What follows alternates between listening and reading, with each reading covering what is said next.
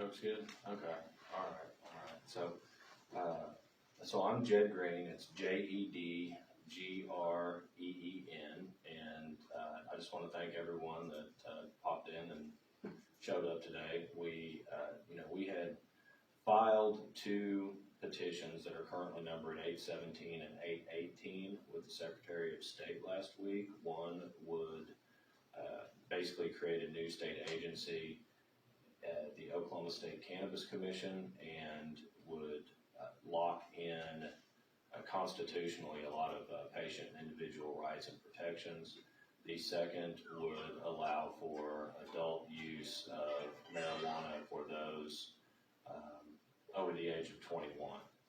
So there are basically 2 pieces there. We wanted to break those apart and give Oklahomans a couple of choices in what we could potentially do there. So in where we're at in process right now is that we got notification from the Secretary of State yesterday that, as we put in our release, the challenge period will be open for these between the 13th and the 27th of October. So we'll see if anyone has any concerns about the constitutionality of the questions. And then the ballot title, I believe, is currently under review by the State Attorney General.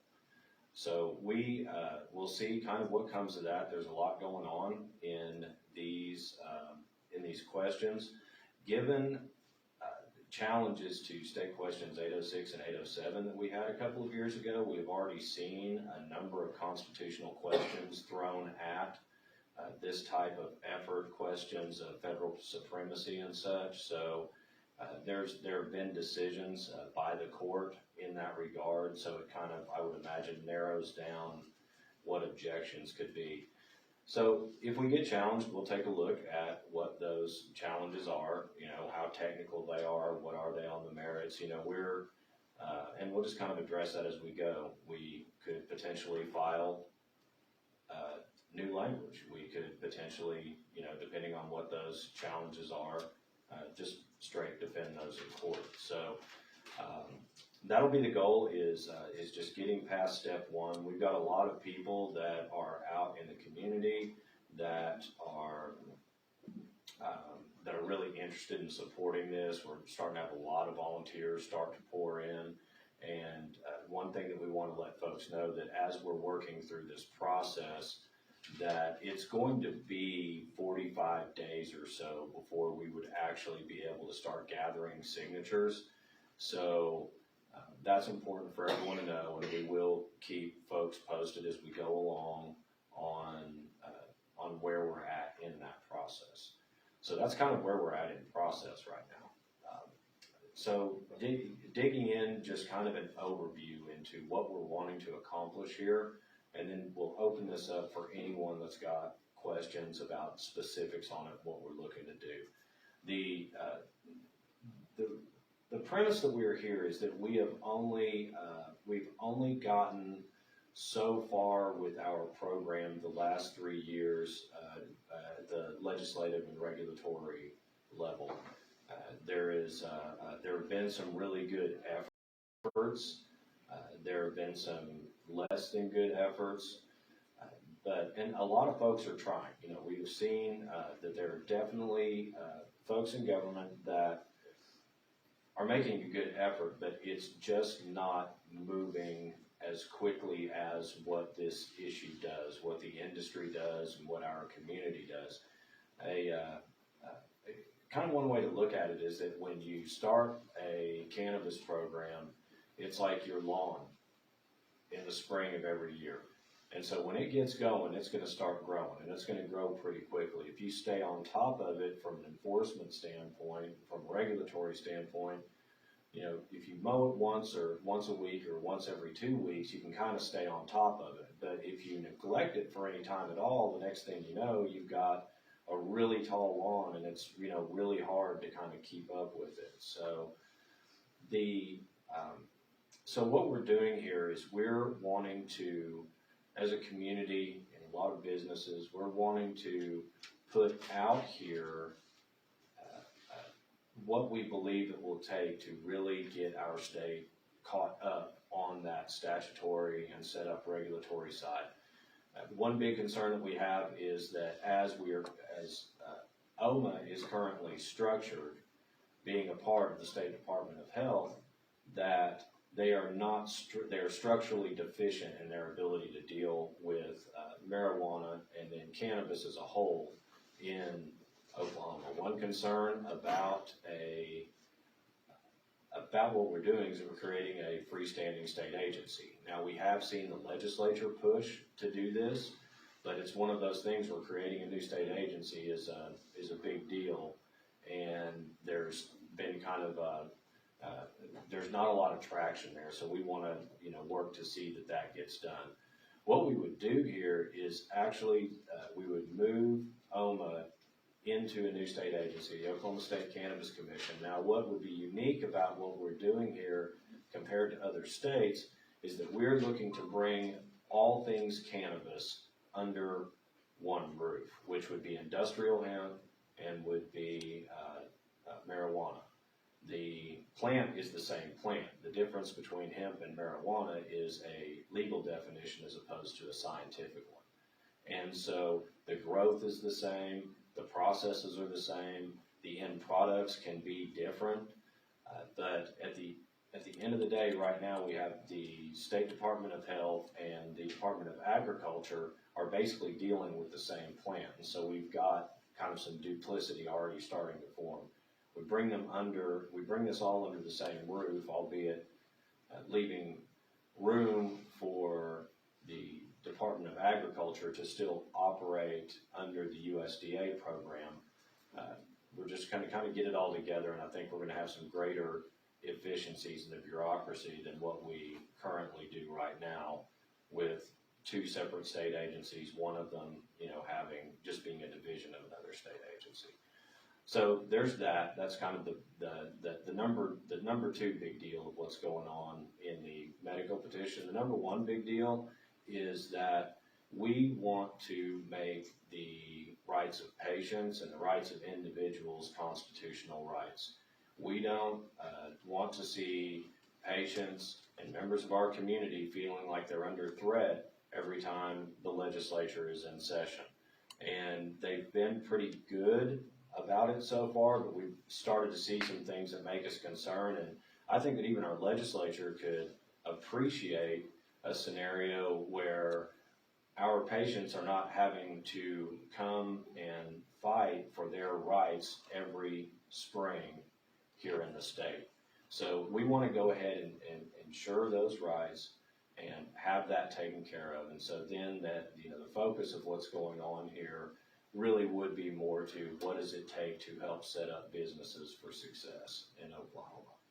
So that's that's really a goal here is just locking in the patient's rights, and then from there setting up our government structurally so that they would be able to, in a most streamlined manner possible, be able to serve the public safety, ensure consumer protections, but also do it in a way that is common sense and doesn't place too much regulatory burden on our businesses. If we do that, it will help drive down costs to the consumers, and it will also set up Oklahoma to continue to be a national leader in the future upon federal legalization. So kind of some of the big points. We also have a list of expenditures that we have made that actually address problems that we are seeing after 3 years with the program. So we've got those in there. And then the recreational petition, simply what it does, it gives full access to marijuana for those 21 and older. And one important thing here is a lot of us, as these petitions were developed, one thing was kept in mind. First, do no harm to our medical program. So that is what we have done, and it's one of the reasons that we're running the two side by side, and we have developed a right to use petition that does not harm our medical program. In fact, what it also does is it streamlines the licensing process. There would not be, as we have seen in past petitions, where you have a completely separate licensing process for recreational as what you would for medical. They are the same. Upon passage, you would simply within 90 days be able to go and purchase marijuana at your local dispensary with a photo ID. The difference would be in tax rate. That would be at the register. So, and to that end, one of the things that we're concerned about is that when we pass State Question 788, there's a 7% excise tax in 788. Well, the writers of that were not aware that the state would then also tack on state, county, and local sales tax, and so it gives us an effective tax rate of about 15% on medical. So if we do pass both, if we pass the recreational law, then what happens is there's a phase out of the 7% excise tax on patients, and that is replaced by a 15% tax on full access cannabis. So if you've got a patient card, you're going to be down to those sales tax rates as opposed to the additional 7% excise tax. So those are kind of, some of the top lines. There really is a lot more to unpack in these. And what we're looking to do with our organization is to start to just continue to break these different segments down as we go over time here, especially as we get into the field eventually, gathering signatures.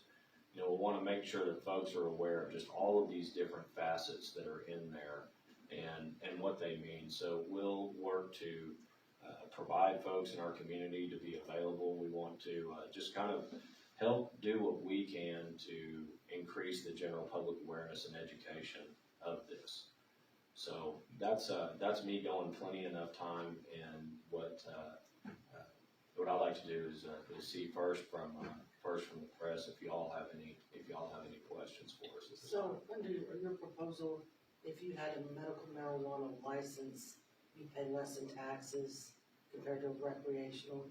Yes, that is correct. What happens is upon passage of recreational, the 7% tax on medical phases out over the course of a year. So at the end of year, it's a graduated scale so that there's not a big disruption to the revenue. So the 15% would go into effect immediately on recreational sales. Then over a year period, it would drop to 0% excise tax on medical. You said you want less regulatory, oversight or involvement from the government. There's a lot of people that might feel like the industry is not getting enough regulation right now. There's marijuana fields everywhere, grow operations. I mean, how do you respond to that? Okay, so yeah, that is, again, this is, when I say that we want less regulatory, what I mean is we want a streamlined regulatory structure. We want streamlined testing. We want streamlined consumer safety. So when I say that what we want is less regulatory is that, right now, if I am producing both industrial hemp and marijuana, I have to deal with two different licenses, two different regulatory bodies, Department of Agriculture and OMMA.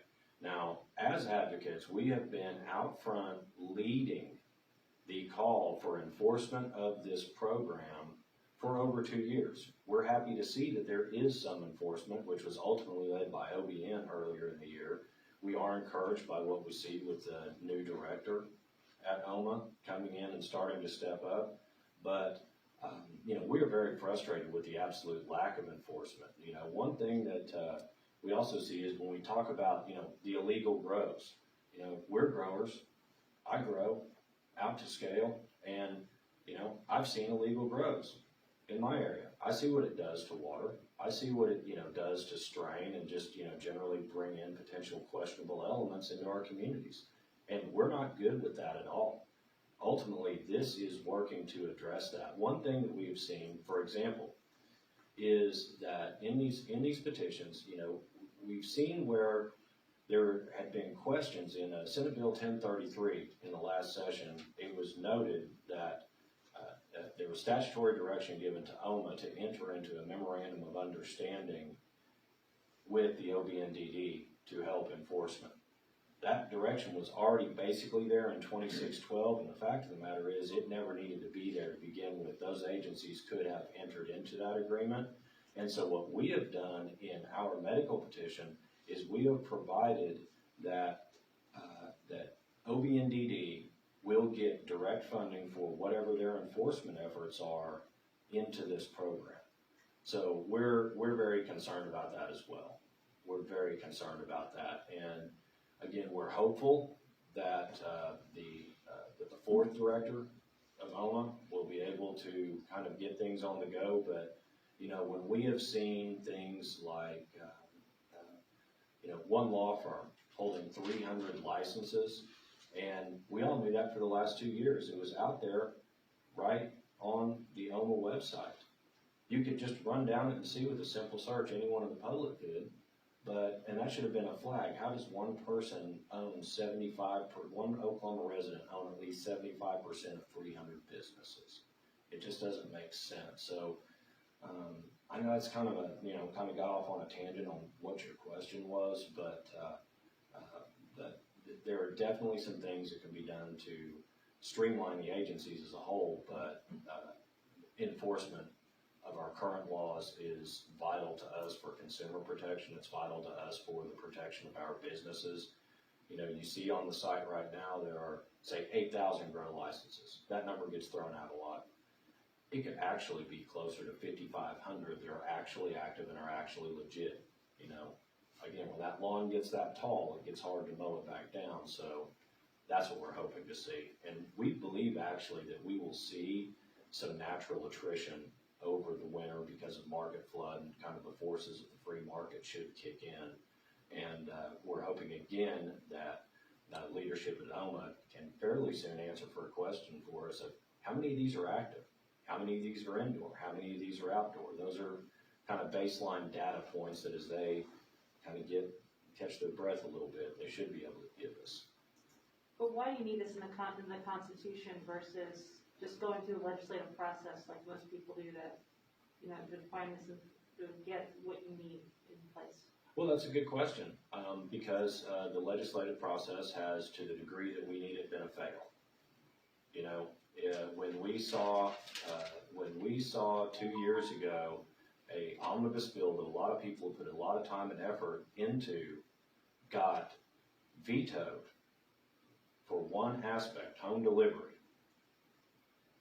All that effort, all of that work that could have helped us gets vetoed over home delivery, and at the end of the day got vetoed over politics. You know, that's very discouraging. That's very discouraging. And when we saw what it took the last legislative session to barely get what got through, we don't believe that the legislature is going to be able to give us the streamlined agency function that we need. We'll work with them. We are working with them. And we will not give up hope, but what we've got here is an insurance policy for our businesses and our community. You know, another thing that they'll run into, and you look at the scope of what we're doing in the petitions, is that right now we have a 75-25 rule on the expenditure of funds out of State Question 788, 75% for common education, 25% for mental health and substance abuse. A difficulty the legislature is going to have is that if they start working with funds, you know, the budget's tight, there's always a big budget fight. So when you look at what it would take for the legislature to say, take funds from our program and allocate them to things like we have, such as rural water infrastructure, insurance fund to prevent, to pay for crop damages, ancillary crop damages. If the legislature makes that move, then you're going to have every hand up here at the Capitol putting their hand in that pot to try to get those dollars, whether, you know, it's something that benefits our program or not. So we believe that what we've got in here is very fraught politically, and we're just, you know, we just have our serious doubts about whether the scope of things that we believe need to be done can be done. Now, one important note to this is that, again, we believe that our patients deserve their rights to be constitutional amendments. That's our opinion. And then beyond that, what is in there as far as agency structure and a few other places, we do allow for the legislature to make changes there. They're not locked out. I've heard from some of our legislative friends, they say, well, you're gonna tie our hands. Well, a lot of folks in our community would simply say, you've tied your own hands. It's a tough spot. We really would assume not to be here doing this, but we just believe that we're gonna need to do it. Are you at all concerned that if you elevate medical marijuana patients' rights into the Constitution, you're going against prohibition on special laws? You're treating one section of patients differently than another section of patients? It's possible. It's possible, and again, that's one of the things that we'll see through a challenge period. We'll see if someone wants to, pick that position up and advocate it, and we'll deal with it there. Why do you need to put those in the Constitution? You said what's going on right now that those rights need to be put in the Constitution? Well, so one of the things that we see is that in the last legislative session we had language that provided HIPAA protections for patients. We saw that removed. We want to make sure that, for example, our data is protected. We want to also see that things like, for example, metabolite testing in our patients be prohibited. So does some of this really rise to the constitutional level? Possibly, possibly not. And I think those are they're good questions, and questions that Oklahoma voters are going to have to make a choice on. We believe that they are, and so I guess that's why we're making the push right now. Are you concerned that you're running a recreational and a medical reinvent at the same time? It could backfire where some folks might paint it all with the same brush and think it's all recreational. Oh, quite possibly, but those folks are also painting our current program with the recreational brush. I mean, we know that's something we got during the 788 campaign. Well, this is all just recreational. Well, no, it's not. It does take a doctor's recommendation. Do we have limiting conditions? No. We don't believe that the doctor should be we don't believe the government should be between the doctor and the patient on the deal. We don't, we get hit on, well, this isn't medical, or, this isn't a medical program. There's not enough research to show that marijuana has any medical benefits. We get a lot of that, but that is one of the folks that take that position, have also a lot of times got a perspective of their view of research is how does marijuana harm you as opposed to how does marijuana help you. Can you speak to last time around, I believe it was on a recreational vote, submitted the signatures, the numbers got inflated quite dramatically. Right. How are you going to, and I can't remember if that was constitutional or statutory change, how are you going to make sure that something like that does not happen? Well, I mean, it's, we're going to take a really measured approach. We're not going to, and in that case, I think some folks just got a little bit ahead of themselves with what they were saying on social media. I mean, at the end of the day, the bar is going to be cleared at the Secretary of State. And so what we'll do is we'll go out, and we're not going to overhype or, overinflate anything. We'll take a rough count, and then the process now is that we are actually given our signature sheet example by the Secretary of State so that they can take, and unlike State Question 788, they will be able to scan every signature across the database. Truth be told, if that process had been in place during State Question 788, it would not have made the ballot. Can I ask, you guys, as Barbara mentioned, are hardly the first to file a recreation petition, either constitutional or statutory. Why do you think the timing's different now? The public has never gotten this on the ballot before. Advocates have never really enough signatures. Yeah, so there have been a few different efforts. I mean, you've got, we had one effort that was put out a couple of years ago that was backed by some folks here today and some folks that were part of a national organization.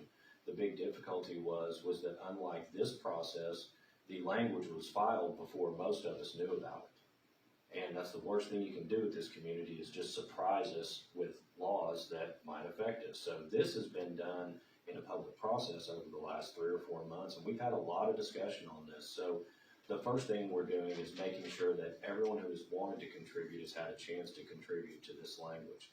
The next thing is the last one of those recreational laws was really more geared towards social justice than what makes a good marijuana law in Oklahoma. And to that end, one of the problems was that it duplicated all of the licenses, so it increased regulation. Others that we have seen have not been serious efforts. You know, you can't come out and simply say, marijuana is legal in Oklahoma, here, vote on that. That's not going to pass. You know, we're a little more rational than that. So some of these efforts, you know, have not been serious efforts or just their timing. The pandemic was a big cause of one of the reasons that the State Question 807 didn't ultimately get circulated. So it's kind of a timing thing, and we've been working to put this together with as much input as possible. So I think it will be a little bit different. We do have experience doing this, not just, you know, well financed, but also purely at a grassroots level. But do you think that the general public appetite is there for recreational marijuana outside of your community? Oh, I think it's a coin flip at best.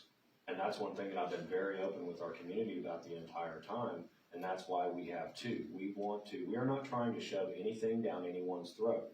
We are here to provide an option.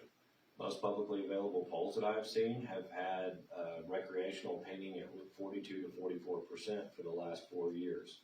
You know, we've got some internal numbers to run, but we believe that it's a coin flip, and it's going to be it's just going to be a coin flip. And at the end of the day, we're going to, much like 788, we're just going to see who shows up that day.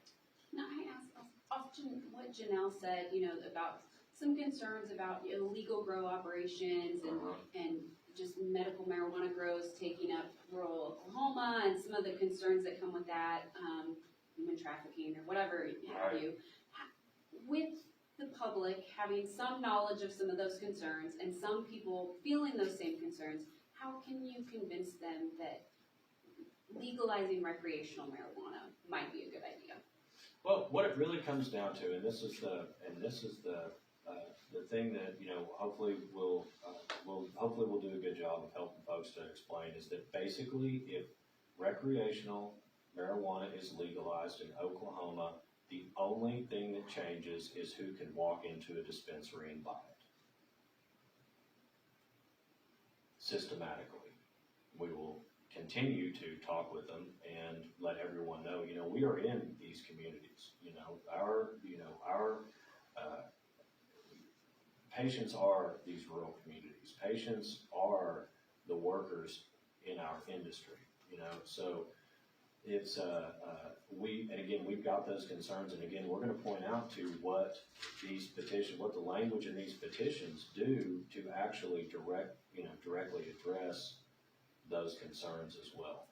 So it's, the way I like to say it is that we want to keep the success and clean up the mess.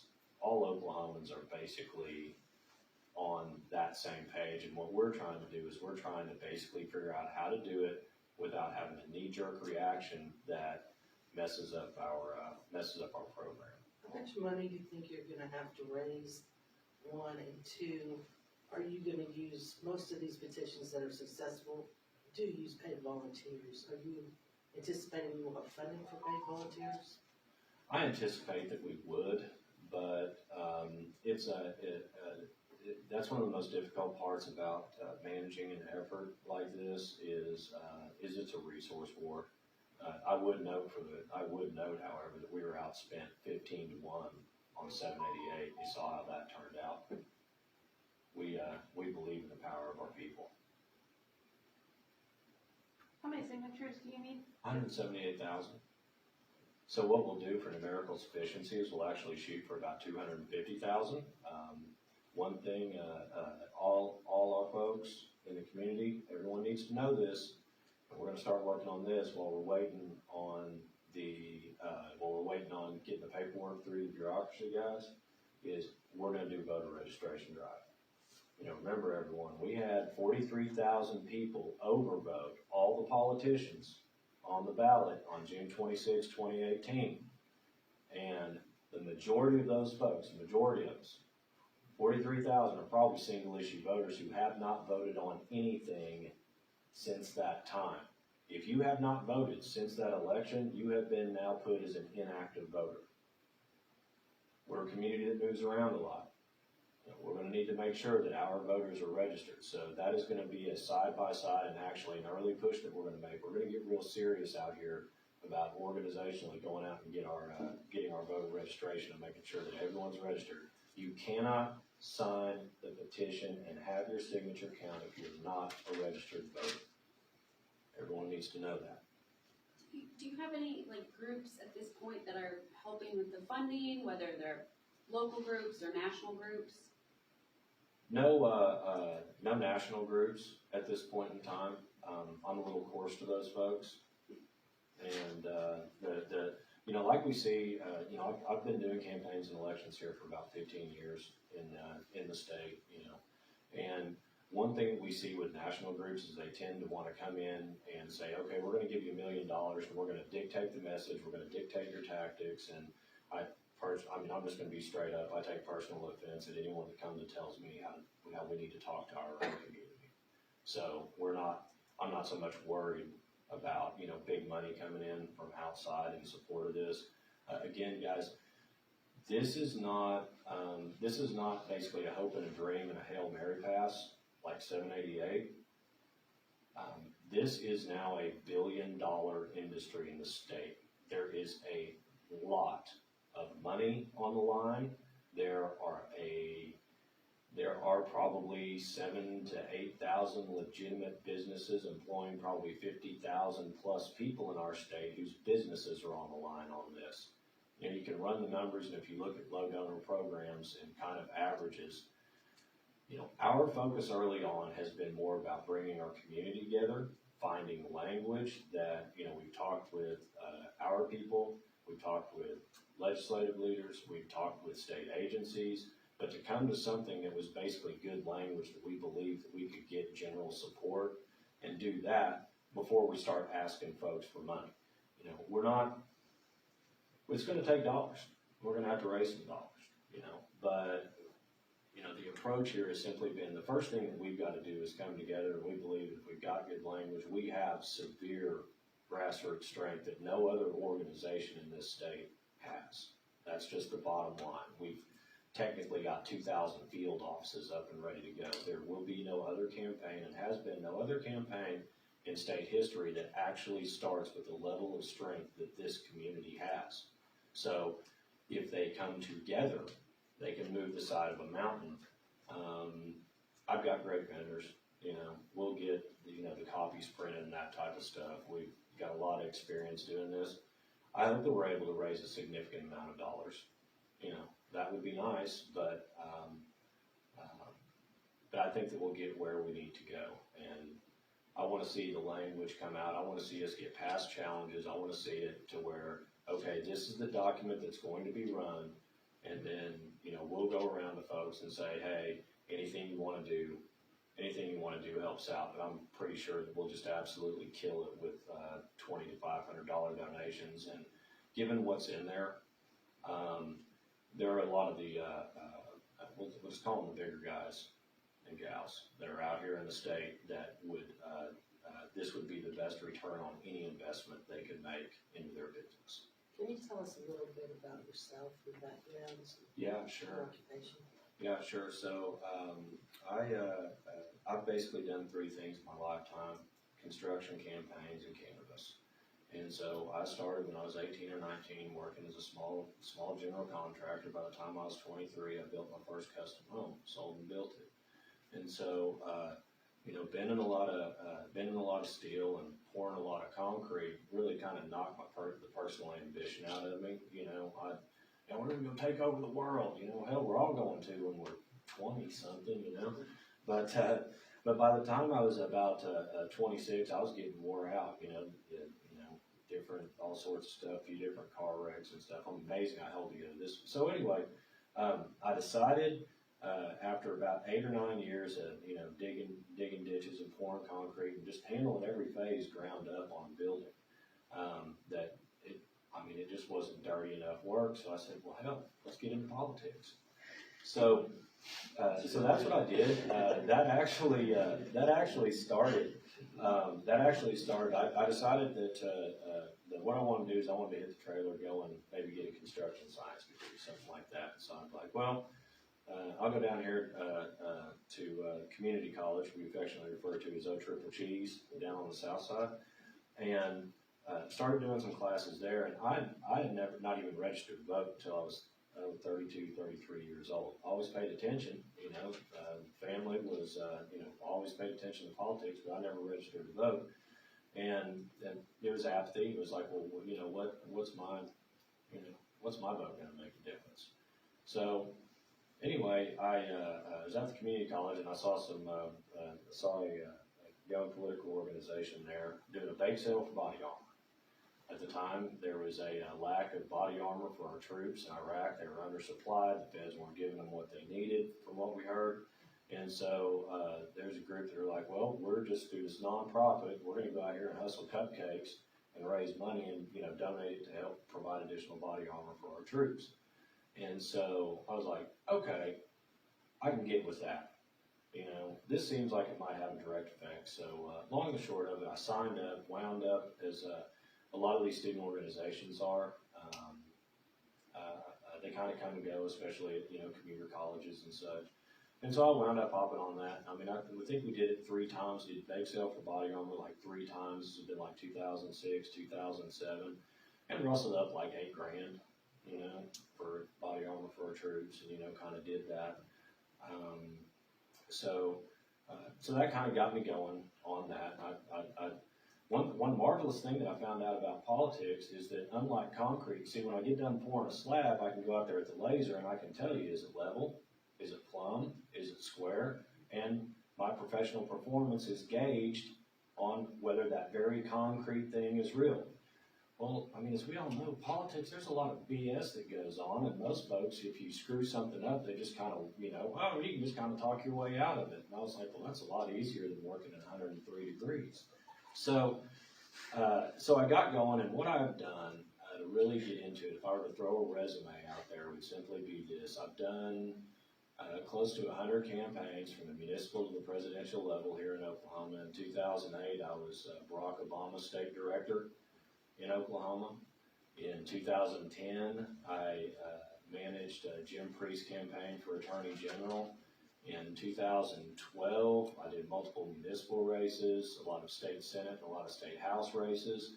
And at that time, about the birth of my second child, I started stepping back from what I was doing. I came in on the political side, on the Democratic side. I was, family history and such, and so that's kind of what you do naturally coming in, and worked with a lot of those folks. But by about 2012, I pretty much had my fill of political parties.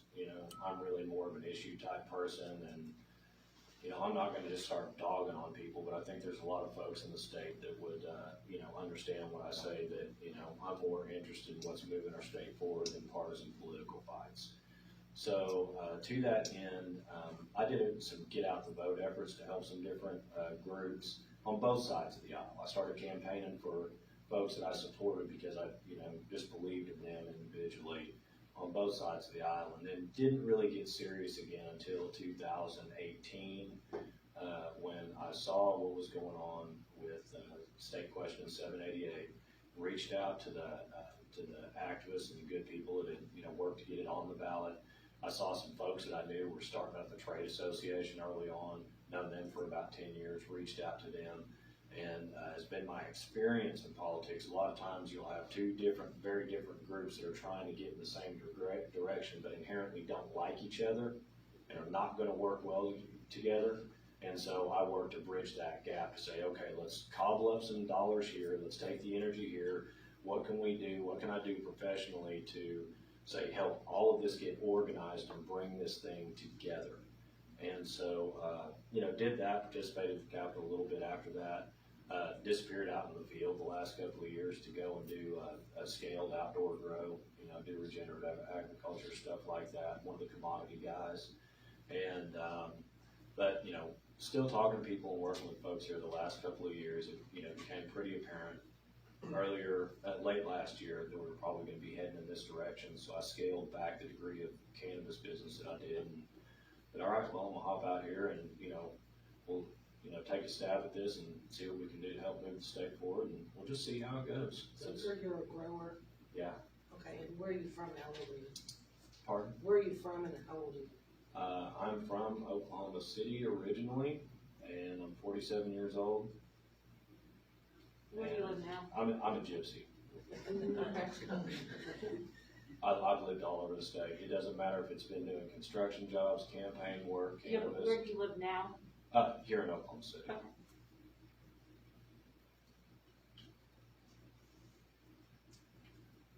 Okay, thank you so much. All right. And anything else y'all ever need from me? Just give me a call. Thank you. Appreciate y'all coming.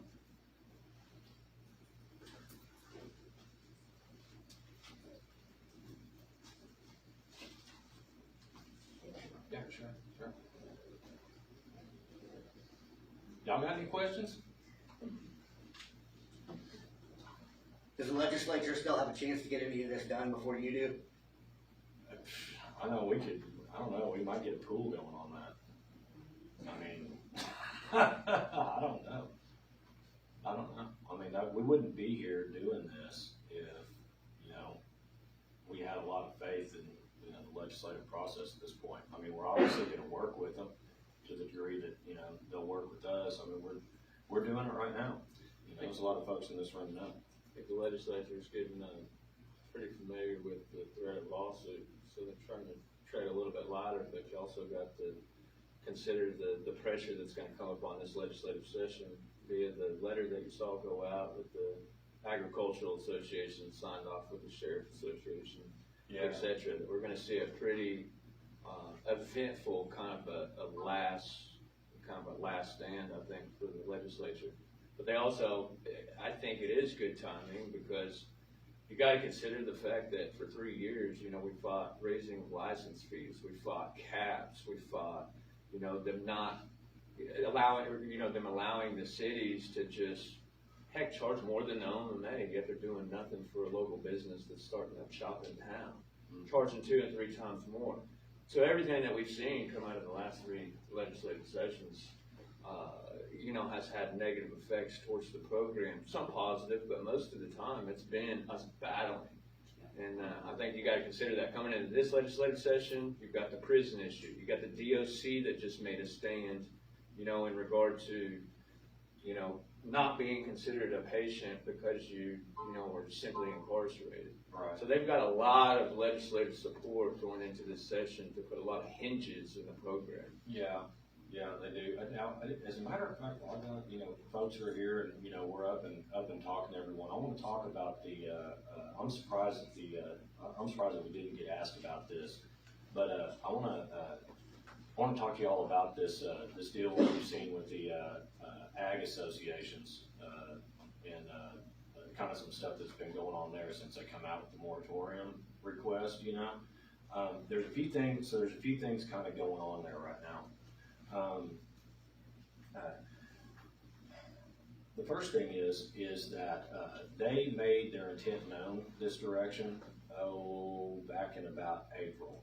They put out a letter that said, hey, we've got this group. Now the first thing that y'all need to take a look at is notice that there's a group of 5 that were on the original letter. There's only one of those 5 that actually signed on to support the moratorium. So that, that tells you something, Obviously, OMA said that's not going to, that's not something that's going to fly. They don't have the statutory authority. But what I just wanted to let y'all know is that we're working on that, And what I've been able to, talking with some of these folks now is I've had the opportunity here the last couple of weeks. The Senate has actually been helpful on getting me together with some of these folks, giving credit where credit's due, right? And what this really comes down to is that there is a project, and I've talked to OMA about it, and I've talked to Department of Agriculture about it. They've got something that a lot of folks don't know about called the Sensitive Crop Registry. They talked about it some in one of the interim studies. And what this is, it's a registry that is on ODAF's website, where you go in if you're an orchard, a vineyard, or any one of these other types of, watermelons that the aerial sprayers have to grow. So like food producing crops. Yes, exactly, specialty crops. Remember that what we've seen in the interim studies is that the big concern is the liability. They don't want to be liable for messing around and spraying one of our outdoor crops because they don't understand the value of it. So I've talked to them and helped them kind of understand how to value it, how to insure it. It's a fear of the unknown type of a thing on one level, right? So we're going to just take that concern at surface level. We're not going to we're not going to start off by saying, well, they're aligned with them, this, and this, that all makes itself known over time, But we're just going to take it on the surface as a legitimate concern. And so what I've done is I've reached out to them, I've reached out to ODAF, and ODAF has now, I believe, on that sensitive crop registry page, they have put a tab for MMJ. We've got our own tab there now, from what I understand. And here's something that without any additional law, any additional regulation, this is what I'm proposing and pushing forward. And that is to, let's get all of our grows that we know to be legit grows that are out there. They don't know that you can do this. It's public information where they're at. If we take the time and put those into the sensitive crop registry, this is something that could potentially be done on license application. License is granted, almost stick it in over there. But there's a backlog. And so what I've actually done is volunteered that, if it's okay, we go and just pull the license list and go and put them all in there ourselves. This immediately, if a crop sprayer, one of the things that the crop sprayer's problem that they've got is that they don't even realize that these grows are there before they're up on them. So it's kind of one of these things, it's like, most blowback I can see coming out of our community is like, well, I don't want to be on the map. Well, you're already out there public record, and let's be good neighbors here, Folks know where you're at, it shouldn't be that big of a deal, but that's where, talk with these folks, and I think everyone's open to it. One of the things that I asked was, because I know there's only so many on there, so when I talked to ODAP, I said, I could get 20 volunteers together, and we could just sit there and manually data enter the whole thing. Now, if y'all could do a bulk upload, that'd be cool, solve the problem that way. They're looking to see if they can do that. But then my other concern was, man, if we get 20 people and we just start punching stuff in there, how do we know we're not going to crash the ODAP site? Seriously. So, as far as what's going on there, because, man, we could come out and say, there's no caps on the number of cows you can raise. We're not talking about, the sheriff's hopping out and saying, they basically, the sheriff's basically came out and applied pressure to a state agency to violate the law. Yeah, the state agency was coming under a new director that knows the law, and she knows that she'll be sued quicker than, just like we had the Attorney General on the caps down at the Capitol.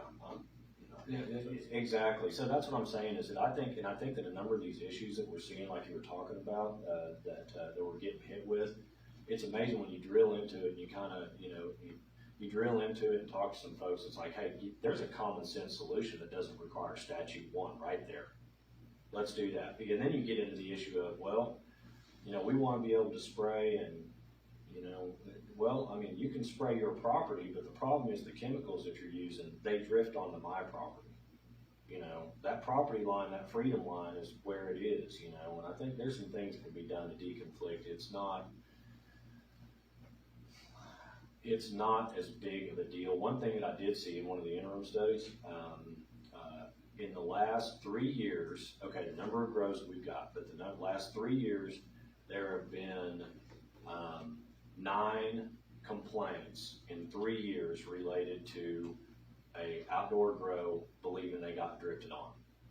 And so ODAF comes out, they check it, they so on and so forth. This year, with all the number of grows that we've got out there there has been one complaint that looks legitimate.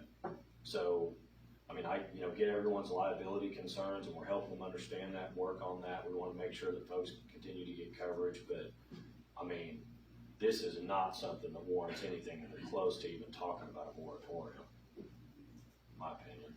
Yeah. Yeah, Frank Urbanik, candidate for Oklahoma City Mayor. So right now with our medical marijuana program, it's basically people in the state of Oklahoma paying money to other people in the state of Oklahoma. We're just circling this money around, which is all fine and good. But if we get recreational, we're going to be getting people who come here to visit or for other reasons, their money coming in to Oklahoma.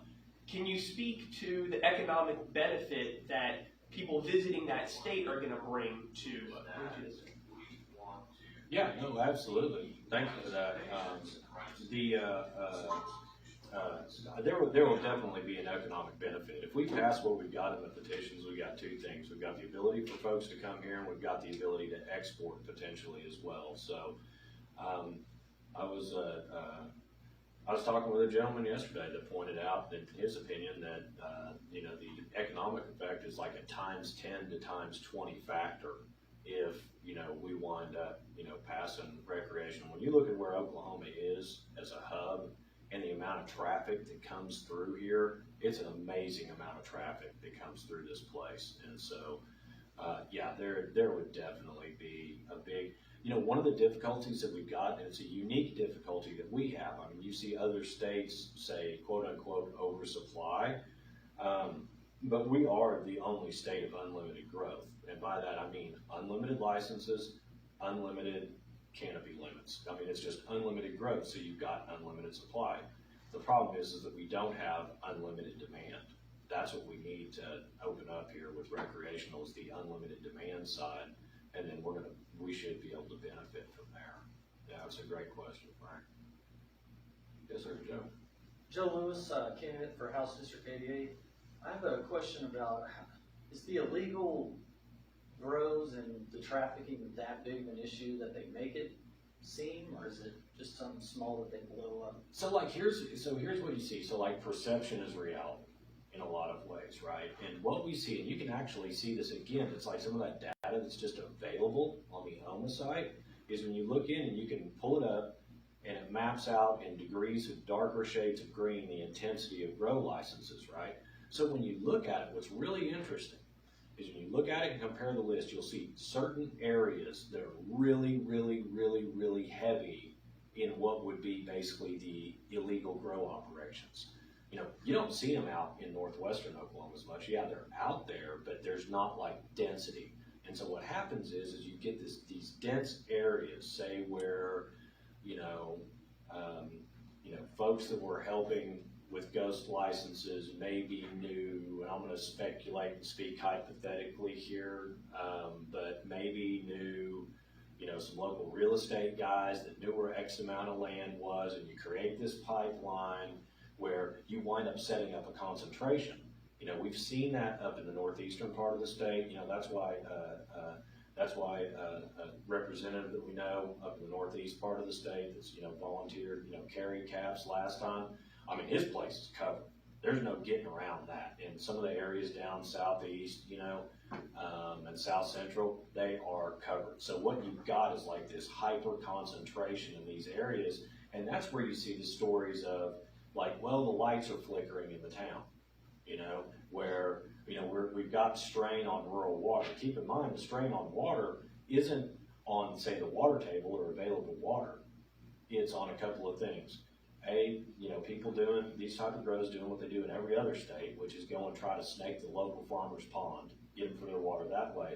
But where the strain really is on the rural water district, that in-town water that you'll have in the smaller towns. And that's why, what we've done is just I believe that when we start to actually cut back, again, when there is enforcement that prevents that excess draw that's not paying back into the tax base, that's going to alleviate a lot of these problems. I mean, here's one thing on the electrical. Man, it is not cheap to have three-phase, 200, 2,000 amp service, 4,000 amp service brought in a country mile from a transformer. I mean, these businesses in this state, legal, illegal, whatever, probably pump somewhere in the $50 to $70 million range worth of infrastructure into our electrical grid across the state. Is it going out in the boonies? Yeah. What's the difficulty with supplying the electric? A lot of times it's the substations. It's, something that the state, the corporation commission, the utility providers, might consider. So I think that, these issues are there, they're acute. I think you'll see them localized, but, we're real good at spreading word too. So, when you got a problem in one area, the next thing you know, it seems like the perception of what is going on, sometimes is greater than what is actually occurring. And so that's where, I'm hoping that we can go in and everyone working together, we can start doing things like, okay, hey, there's a common sense thing on that sensitive crop registry. Let's take care of that. All right, well, there's that. Now folks understand how to insure this. Okay, what rights of yours need to be defended by regulating me at this point in time? So, I mean, there's some of those things. So like electric, water, water runoff. One of the things that we do in the petitions, we just create we actually create something that would be, things that we're paying for. It's our money. The way I look at it, we're generating the economy, we're generating it. So one of the things we do is like a rural impact and waste remediation fund, and it's not just for rural. Rural areas. We've got some of these growth like the the OERB, Oklahoma Energy Resources Board, pays to clean up old well sites. Oil industry is basically chipping in and say like, old grow sites or some of that stuff that got out of hand. Let's say they get abandoned as we do enforcement. We've got a fund to help clean that up. Here in the urban areas, there's a lot of doob tubes floating around out here. I mean, there's, we see a lot of trash. We've seen some of it, folks work on saying, look, just how much waste is produced just in packaging by this industry. There is that. Well, one thing that's interesting is that the OBN has a program where you can turn in old medications. They got basically mailbox type drop slots where you can go and just turn in old unused prescriptions. Well, with a fund like that, we could basically say set up at participating dispensaries, have a bin where folks can just bring back in all their used doob tubes, and recycle. Make that an option. Little stuff like that, I think, just kind of helps, keep it clean. Yes? Have we taken any consideration into what the recreational market could do for the black market in our state? Well, I think, I think that one of the things is, I just see it's kind of like prohibition. You drive it underground, and the only people doing it will be outlaws. And, the question, and it's not something that, a lot of us like, but someone's going to cash in. This is either going to get taxed by cartels or it's going to get taxed by the government, one way or the other. And so if this is a product, especially as an agricultural commodity, you get it out there in the open, the scale to which it can be grown and produced, it does drive, costs down. So it's one of those things where if you make it illegal, then you cannot tax and you cannot regulate it. The big discussions are how much is it taxed, how much is it regulated. We want to keep that to a minimum, but we also want to say, hey, there are some things that need to be paid for. It's got to come from somewhere. What about border protection between the non-medical states, like between Texas? What are we going to do there? Especially for a recreational state, that's going to be a lot of interstate traffic. Mm-hmm. How do you plan to rectify that situation? Like what? There's going to be a lot of traffic, like our flour, Oklahoma flour, going into Texas or possibly even Arkansas, because they also only have a medical program. Right. How are we going to prevent our recreational flour from crossing the borders and causing trouble there? Well, I would pose it this way: how would Texas and Arkansas not make our flower illegal there. Well, you had established, I think, previous to this meeting, you had established there was a direct mechanism for funding the enforcement agency. And I think that's just kind of about all you can do. I mean, there's gonna be unruly, people in everything that we do. It's just a matter of minimizing. And I think if you fund the policing authority, like you're saying, the Oklahoma Bureau of Narcotics, which typically, I wouldn't, show support for an agency as such. Right. But once again, you're talking about an authority that allowed 465 licenses, that we knew about for 2 years, that we knew were unruly for 2 years, take over rural towns. That's not everybody's fault.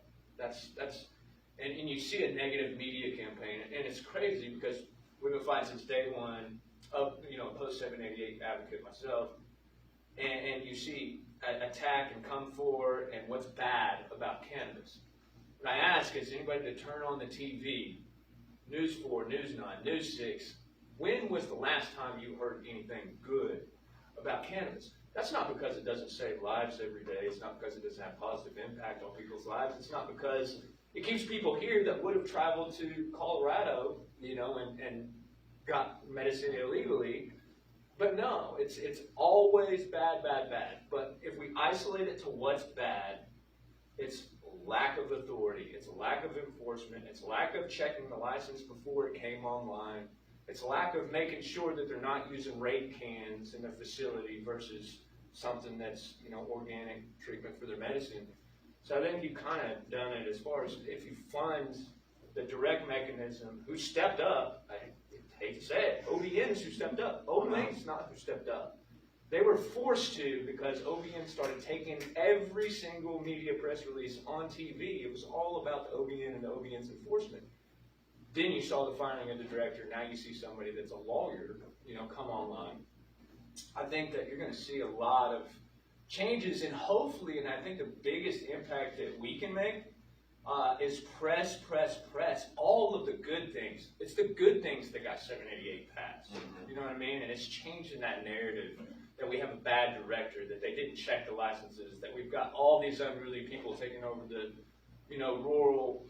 We've got to change that narrative. And I think if you fund the authority, the policing authority, like you said, a direct mechanism to fund the OBN, that's the most that you can do at that point, other than us taking action upon ourselves to change the narrative for cannabis in Oklahoma. Yeah. Remind people that it saves people's lives, that it has positive impact. Yeah, I agree, and that's the, that's the thing, is that I think that's incumbent upon all of us as a community, and, what we hope to do is just to try to help provide a platform, but, let's start talking about all the good that's going on, so.